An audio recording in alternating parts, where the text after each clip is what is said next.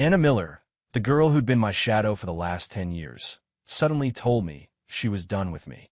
I laughed and asked if she was playing hard to get. She just shook her head, her eyes unervingly calm. Jake, I'm tired. I didn't think much of it at the time. Not until I found her journal, the one she'd forgotten to lock, and saw 10 years of my name filling its pages. The last entry was just one sentence. If I could go back 10 years, I would make sure we never lived next door to each other. When I swear I was just being clumsy, I shouldn't have knocked over that old locked wooden box on her desk when my mom asked me to take some strawberries over to Anna's place. The lock broke on impact. The lid popped open, revealing a thick journal inside, its cover worn soft at the edges. Somehow, I found myself crouching down to pick it up. The journal had fallen open on the floor. It was covered front to back in my name. Jake looked so good playing basketball today. Jake talked to Sarah from the sophomore class again. Not happy. Jake. My brain buzzed. It felt like I'd been struck by lightning. Anna Miller liked me? The girl who'd followed me around for more than a decade, bringing me coffee, helping with my homework, taking the fall for me? The girl who was always just there? The one I'd never really looked at? She had a secret crush on me. I stayed crouched on the floor, my fingers trembling slightly as I turned page after page. From middle school to high school, and now into college. Her handwriting evolved from a childish scrawl to neat cursive. Her mood shifted from giddy excitement to silence. It was like watching a silent, black-and-white movie of a decade I never knew existed. I finally reached the most recent entry. It was dated last week. There's only one line, the ink pressed so hard it grooved the paper. If I could go back 10 years, I would make sure we never lived next door to each other. My heart seized a sudden, painful clench. To the sound of a key in the lock, I scrambled, shoving the journal back into the box and kicking under the desk. I had just straightened up, pretending to be studying a movie poster on her wall when Anna walked in. She froze when she saw me. Her face was a blank mask. What are you doing here? My mom asked me to bring you some strawberries. I pointed to the bag of aggressively red fruit on her desk. My voice sounded raspy. Oh, thanks. She dropped her backpack, her tone as flat as if she were talking to a delivery guy. Before, she would have lit up, rushing over to ask about my day if I was tired. But now, she just walked around me and started tidying the clothes on her bed, not even bothering to give me a second glance. The change was jarring. It was like being used as sunshine and suddenly being thrown into a walk-in freezer. I couldn't take it. I thought about the text she'd sent a week ago, out of the blue, saying we shouldn't talk anymore. I'd been in the middle of a game with my teammates and had just replied with a... She never explained. I hadn't taken it seriously. I figured it was just one of her moods, or maybe what her mom called playing hard to get. Anna, I said. She didn't turn around, just kept folding a shirt. Yeah, that text from last week. About breaking things off. I licked my dry lips. Were you serious? She paused. Then she turned and looked at me. Her gaze was perfectly still, like the surface of a deep lake, without a single ripple. Jake, I'm tired. So rest. What's all this about breaking things off? I tried to lighten the weird tension with a joke. You've thrown fits before. You're always fine after a couple of days. She shook her head. This time is different. I'm just done trying to like you. She said it so quietly, but it hit me like a sledgehammer. The shock from the journal, now layered with her own words, left me completely stunned. You, like me? The words tumbled out before I could stop them, tinged with a sense of absurdity I hadn't even realized I felt. Anna suddenly smiled. It wasn't the shy, happy smile she used to give me. This one was tinged with mockery and exhaustion. Does it matter now? No, I was at a loss for words. My mind was a tangled mess. I wanted to ask her why she'd never told me. I wanted to ask how long she'd felt this way. Was it really 10 years, like the journal said? I wanted to ask why she'd suddenly stopped. What did I do wrong? The questions piled up in my throat, but I couldn't voice a single one, because I realized I probably didn't have the right to ask. She walked to her desk and saw the broken box. Her eyes instantly turned cold. Did you touch my things? My gut twisted. I knocked it over by accident. The lock is broken, she said, her voice laced with ice as she picked it up. I'll buy you a new one, I said quickly. Don't bother. She cut me off, shoving the box into the back of a drawer. I was going to throw everything in and out anyway. She was going to throw it out That journal, filled with a decade of my life seen through her eyes. She would just untoss it. A nameless anger flared inside me. I couldn't tell if it was fury or something else. Anna, what the hell is your problem? I raised my voice. You like me? You don't like me?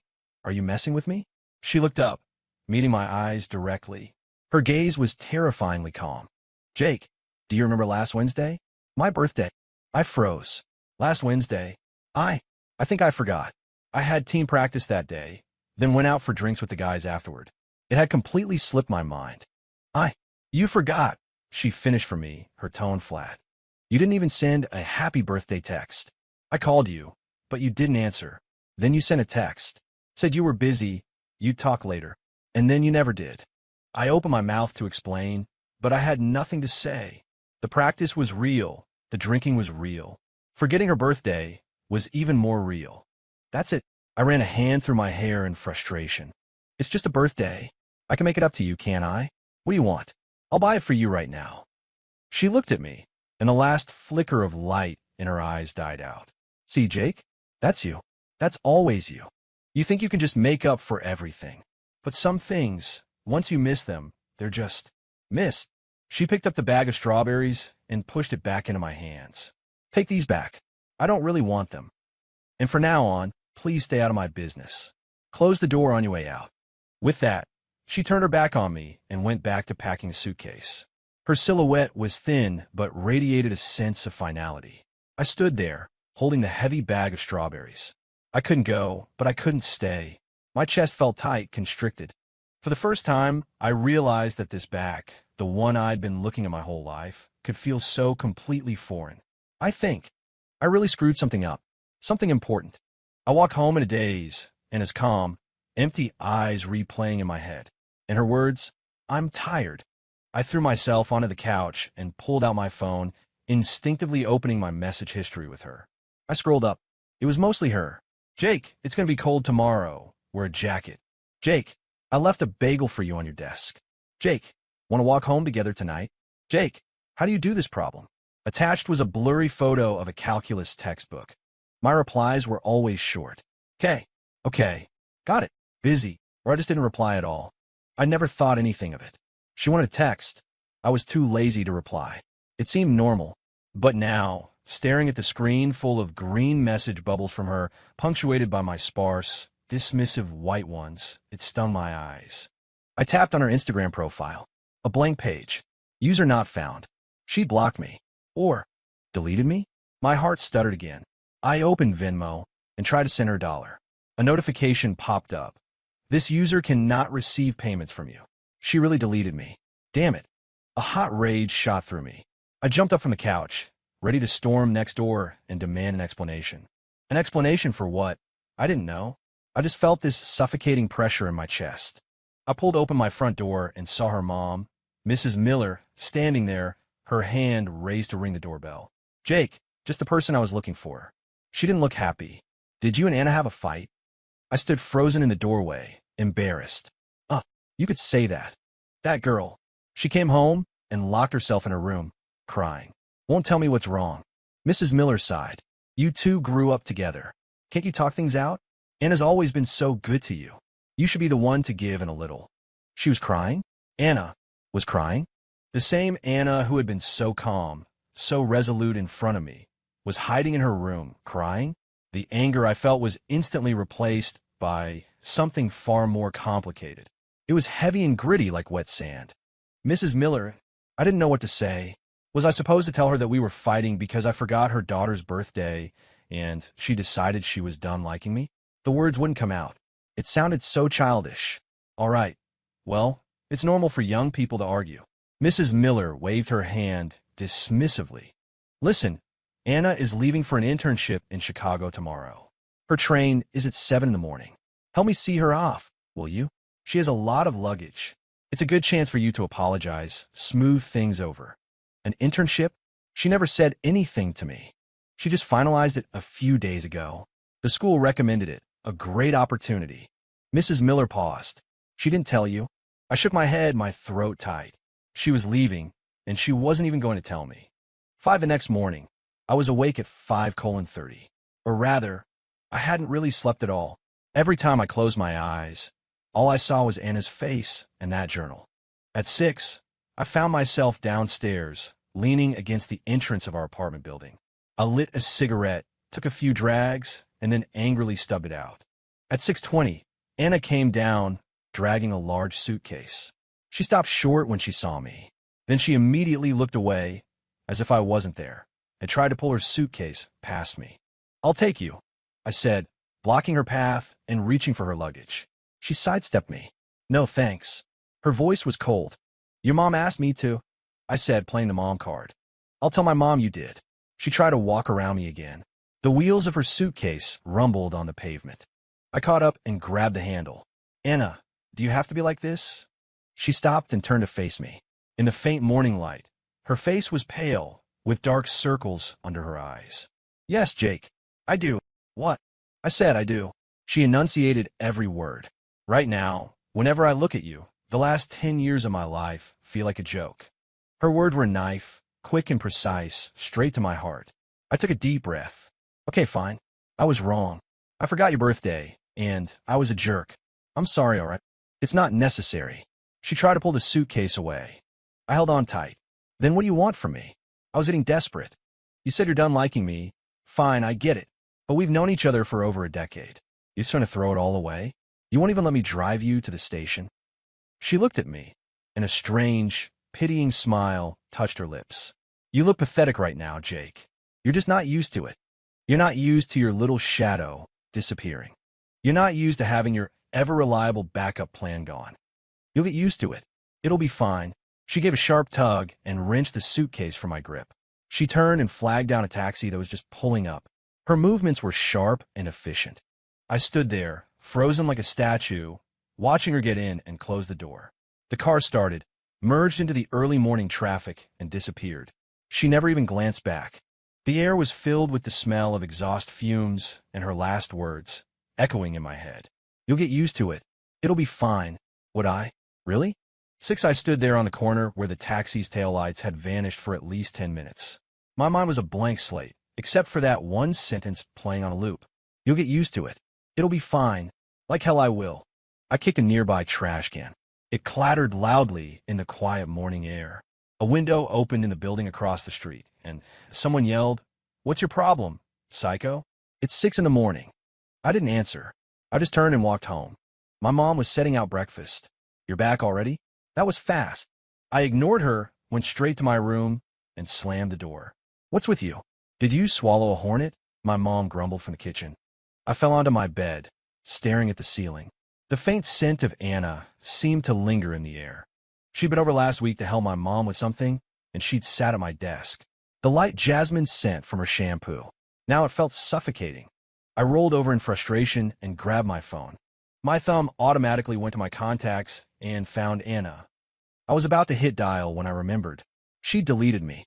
I messaged Venmo. She even unfriended me on whatever stupid game apps we were connected on. Unbelievable.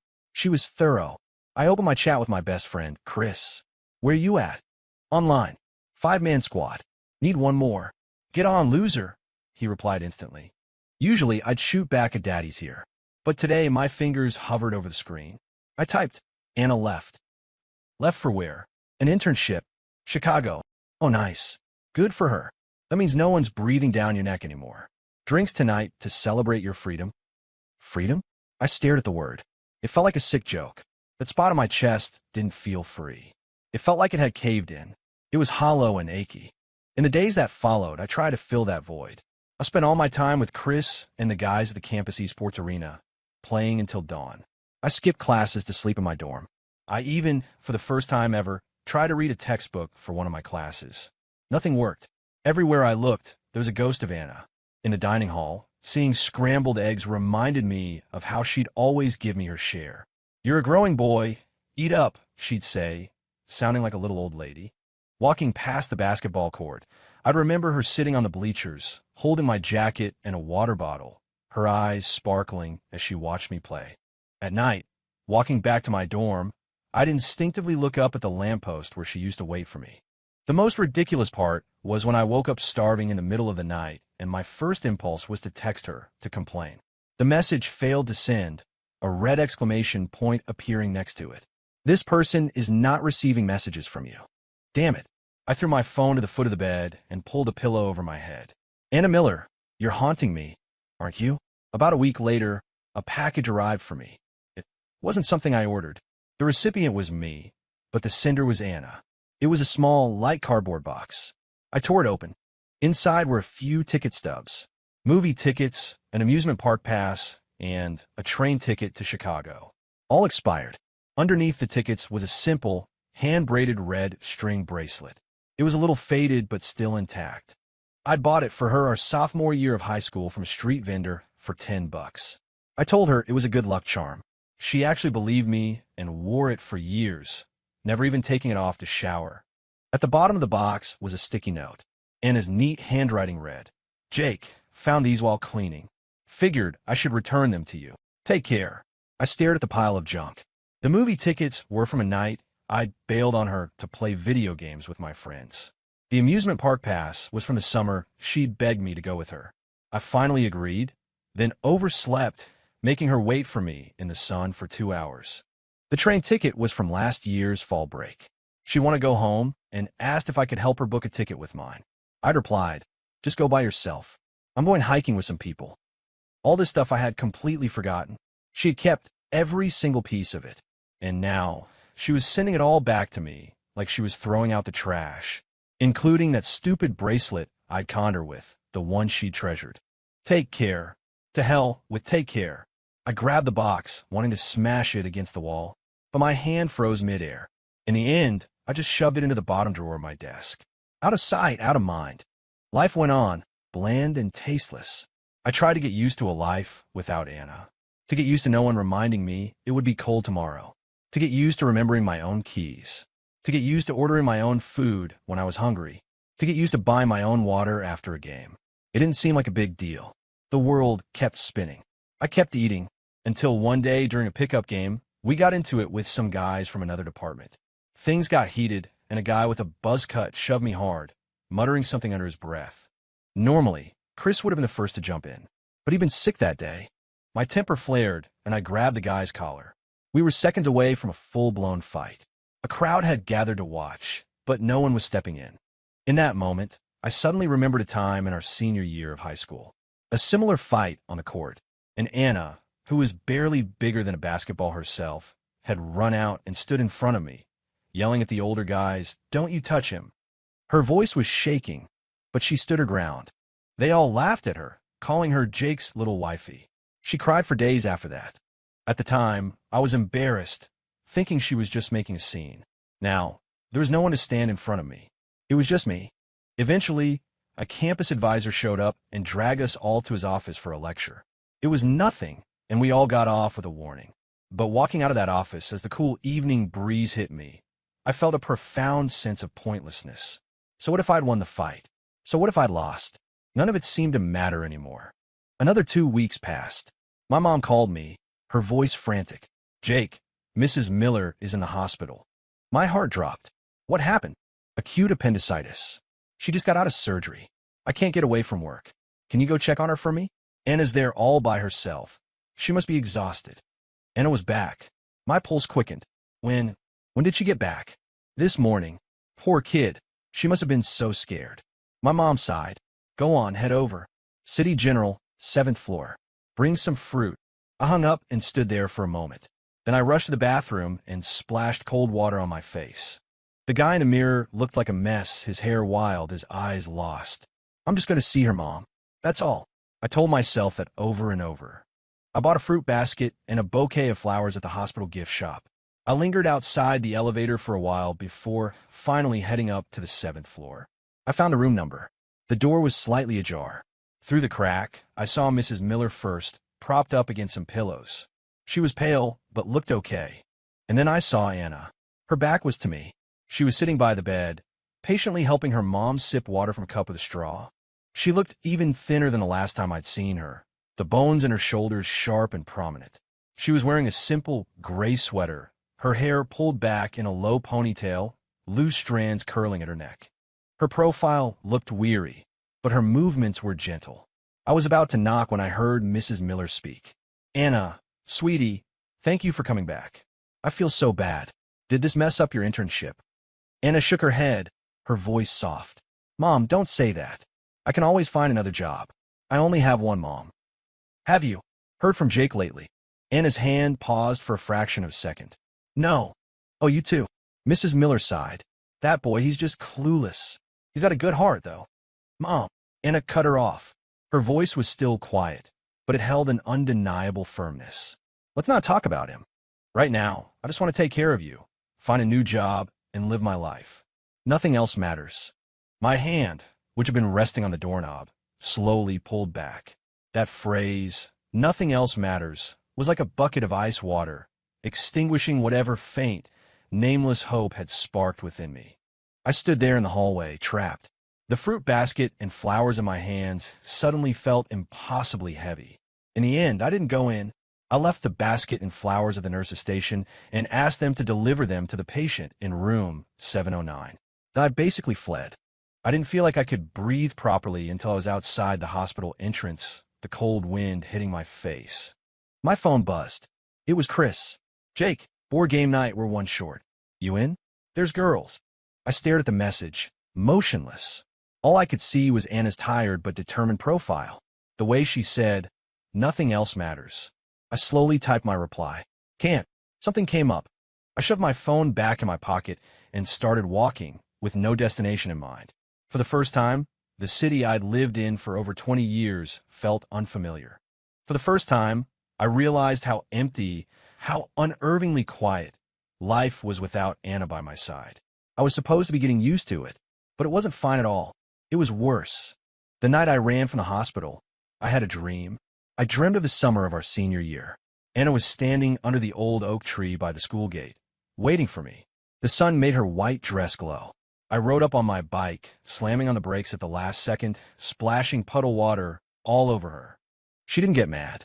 She just smiled, her eyes crinkling, and handed me an ice-cold Coke. Jake, hurry up, we're going to be late. As I reached for it, the scene shattered. The tree withered, the dress faded, and the smile vanished from her face.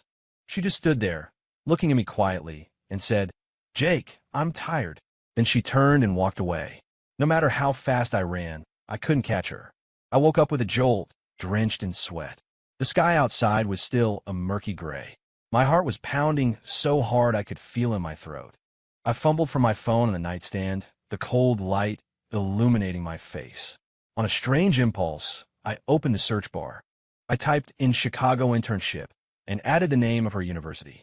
I knew it was pathetic, stalkerish, but I couldn't stop myself. 14 Chris said I'd been like a ghost lately, completely out of it. I'd zone out during basketball, choke on my food at dinner. Even my gaming skills, my one pride and joy, had gone to hell. Dude, something's wrong with you, he said, slinging an arm around my neck.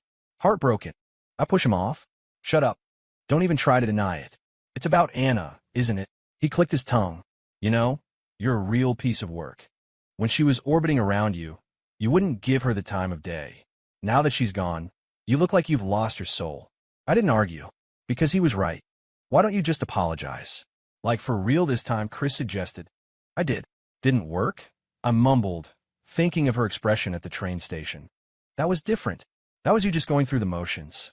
This time, you actually know you messed up, right? I was silent. Dude, girls are easy. Just buy her something nice. Say a few sweet things. Something nice? I thought about the pile of junk she'd returned to me, and that faded red bracelet. 15, I didn't expect to see her again so soon. It was at the convenience store at the end of our block. She was wearing baggy sweatpants and a t-shirt, her hair twisted up in a messy bun.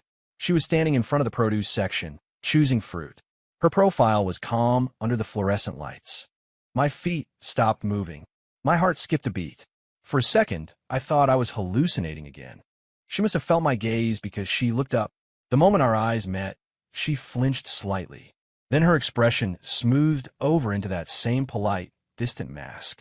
She gave me a tiny, almost imperceptible nod, a silent acknowledgement, and went back to inspecting an apple. That feeling of being treated like a complete stranger hurt more than if she had yelled at me. I stood there, paralyzed, not knowing whether to approach or leave. Finally, I forced myself to walk over. How's How's your mom doing? She's better, discharged and resting at home, she said without looking up. That's good. An awkward silence fell between us, filled only by the soft thud of apples being placed in a bag. I went to the hospital that day. I managed to choke out. I know. The nurse told me. Thanks for the fruit and flowers. Her tone was so polite, it was insulting. Anna, my voice was getting hoarse. Can we please just... No. She cut me off cleanly. She finally picked an apple and turned to me. Jake, my life is pretty peaceful right now. I don't want any more drama, especially not if it involves you. She took her apple to the register to pay. She left me standing there alone in the aisle, like a complete idiot. 16 after that night, something in me finally clicked. I deleted my games. I started going to class. I didn't understand most of it, but at least I was there. I even got a part-time job tutoring a middle schooler in math. Chris's jaw nearly hit the floor.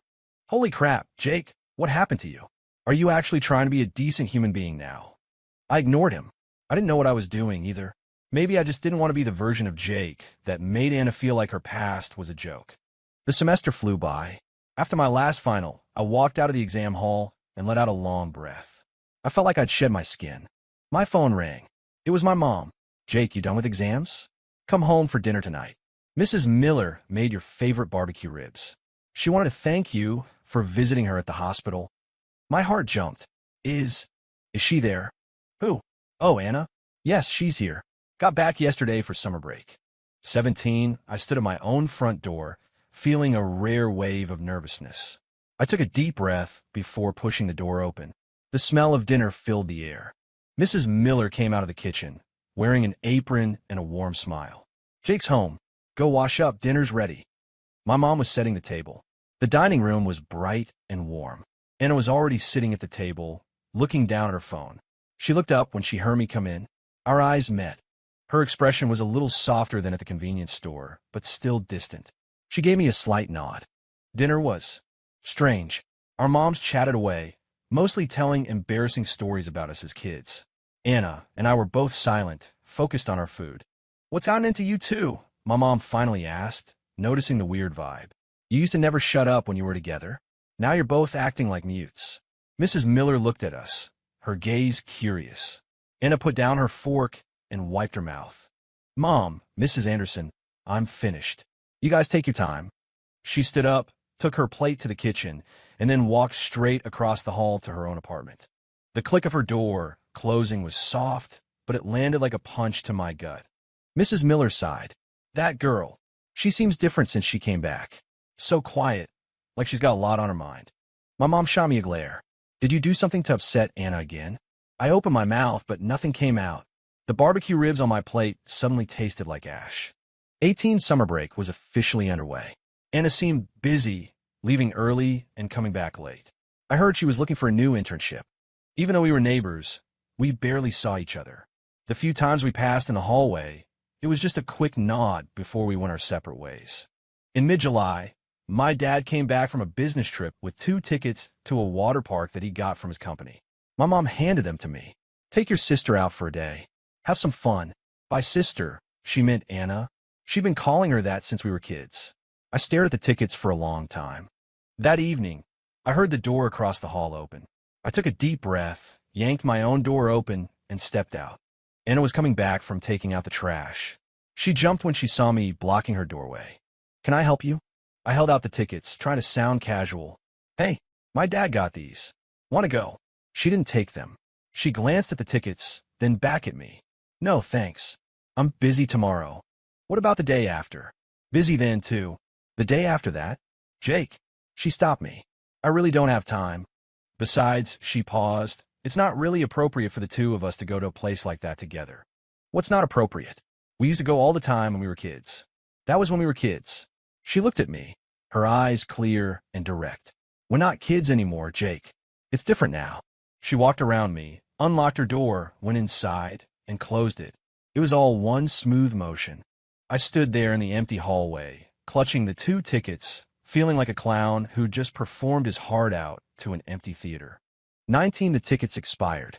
I never went. Chris and I went to the esports arena instead. We played all day. I lost nearly every match. Chris called me trash. I didn't even argue.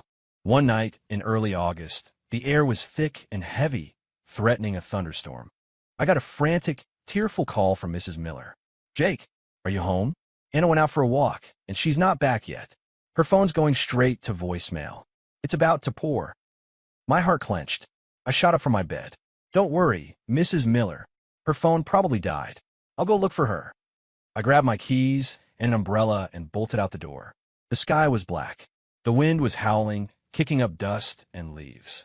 I started running along the path she usually took for her walks, shouting her name. The park, the river walk, the little strip mall. No sign of her. Then the rain started. Big, heavy drops coming down fast. I opened the umbrella, but it was useless. My jeans were soaked in seconds. Finally, I found her on a deserted little street behind our old middle school. She was huddled under the awning of a closed newsstand, hugging her knees, curled into a tight ball. The dim streetlight cast a weak glow, and I could see her shoulders shaking. I ran over, holding the umbrella over her head. "Anna." She looked up. Her face was streaked with what could have been rain or tears. Her eyes were red. She seemed startled to see me, then immediately turned her head away. "What are you doing here?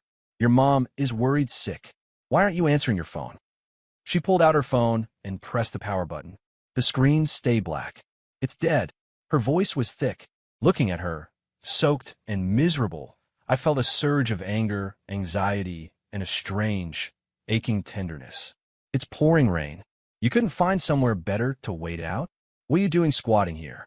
"I twisted my ankle," she mumbled, her voice laced with a childish vulnerability. I finally noticed she was clutching her right ankle. I knelt to take a look. She instinctively tried to pull her foot away. "Don't move." I held her ankle gently. I could feel it was already swelling through her sock. I looked up at her. Rain dripped from the ends of her hair. Her face was pale, her lips slightly blue. In that moment, all the stupid posturing, the distance, the not appropriate bullshit, it all vanished. There was only one thought in my head. I had to get her out of there. I pushed the umbrella into her hand. Then I turned my back to her and crouched down. "Get on." She didn't move. "Hurry up," I barked. "Do you want to freeze to death?" After a moment's hesitation, she slowly climbed onto my back. She was so light, much lighter than I'd imagined. Through our soaked clothes, I could feel her warmth and the slight tremor running through her body.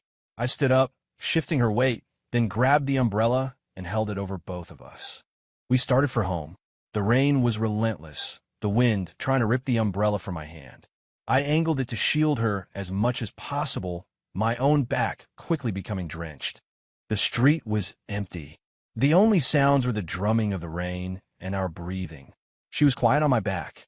Her hair brushed against my neck. Then I felt something warm drip onto my collar.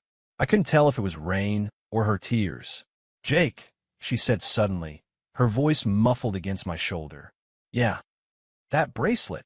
I didn't really want to give it back to you." My steps faltered. I was so hurt. I just felt like, for 10 years, it was all me. Like you never needed me at all. Her words hit me like a physical blow, leaving me aching and breathless. "I do," I heard myself say.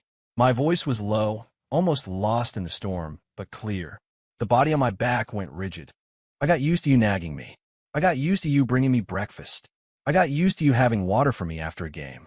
I got used to you just being there whenever I turned around. Since you left, my life has been a complete mess." The words I've been choking on for months came pouring out. "Anna, it's not that I didn't need you. It's that I was so damn used to you. I just assumed you'd always be there. I was wrong. I took everything you did for granted." She didn't say anything, but I felt her arms tighten around my neck. As we neared our building, the rain started to let up. I walked slowly, carrying her. Neither of us spoke. The air smelled of wet earth and the faint, rain-washed jasmine scent of her hair. "Jake," she said again. "What now?" "You're going the wrong way. My apartment is that way." "Not the wrong way," I said. "We're going to my place first. I'll take care of your ankle. If your mom sees you like this, she'll have a heart attack." She just said, "Oh," and fell silent. And I think she rested her head gently against my back. When we got to my apartment, we were both soaked to the bone. My mom gasped when she saw us, then immediately sprang into action, grabbing dry towels and a change of clothes for Anna. I set Anna down on a chair in my room and went to find the first aid kit. My mom followed me in, glanced at Anna's swollen ankle, then at me. Her expression was complicated, but she didn't ask questions. She just said, "Put a cold compress on that. I'll go make some ginger tea." I knelt in front of Anna, wrapping an ice pack in a towel and carefully placing it on her ankle. She flinched. "Hang in there," I said, my touch becoming even gentler. The room was quiet, filled only by the sound of our breathing. She was swimming in my oversized t-shirt and shorts, looking like a kid playing dress-up. Her hair was still damp, plastered to her head. Her face was pale, but her eyes were bright, and she was watching me intently. "What are you looking at?" I grumbled, feeling my ears get hot. "Jake," she said softly, "what you said before. Did you mean it?" I knew what she was asking. I kept my eyes on her ankle and just nodded. "Yeah, I meant it." She was quiet for a long moment. Then I heard her whisper, "I'll trust you." One more time. My head snapped up. She was looking at me, her eyes shimmering, but the corners of her mouth were turned up in a small, hesitant smile. It was faint, but it was real. It was like the sky, after weeks of rain, had finally cracked open to let the sun through. Looking at that smile, the hollow space in my chest that had been aching for months suddenly felt full. It was a warm, expansive feeling. I couldn't help but smile back. "You're an idiot." 22 that night, after icing her ankle and making her drink the ginger tea, I walked Anna back across the hall. Mrs. Miller was a whirlwind of thanks and relief. The next morning, I knocked on their door. Anna answered, still limping slightly, holding onto the doorframe for support. She looked surprised to see me. "It's early." I brought my hands out from behind my back. In them was a small, new jewelry box. "For you." She took it and opened it. Inside was a delicate silver chain with a tiny crescent moon charm. "What's this?" "I owe you," I said, scratching the back of my neck. "A birthday present. I know it's really late." She stared at the necklace, saying nothing. I started to get nervous. "You don't like it?" I can take it back." "I love it," she said, looking up, her eyes shining. "Can you put it on for me?" I froze for a second, then clumsily took the necklace and moved behind her. My fingers brushed against the skin on the back of her neck. It was cool to the touch. I could smell my own shampoo in her hair.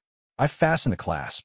She turned around, touching the small moon charm at her throat, a real smile spreading across her face. "How does it look?" "Perfect," I said. "Prettier than the actual moon." "Jake." "Yeah. I'm hungry. What do you want?" "Those bagels from the place you used to get for me." "Wait here. I will get them." I turned and ran down the stairs, my steps so light I felt like I could fly. The summer morning air was cool and fresh against my face.